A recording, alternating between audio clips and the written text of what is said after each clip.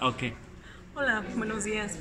Mi nombre es Rosy y yo tengo un testimonio de Winalay, ¿sí? De la piedra de Winalay. Tengo una tía de 91 años a la que mucho tiempo tuvo una tos muy crónica. Ok.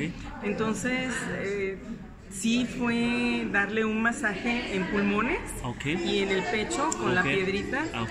Y con eso tuvo para que la tos de mucho tiempo se le quitara. Y quitan. Sí. ¿Cuánto tiempo dura masaje? Yo creo que estuve como 15 minutos. 15 minutos. Sí, ella es muy delgada, entonces Sí. sí tenía que tener mucho cuidado. Ah, ok. Aunque lo hice con fuerza, no fue tan profundo. Correcto. Pero con eso Sí. fue suficiente para Ok. que ella se le quitara la tos Ah, ok. completamente. ¿Dura cuántos días masaje?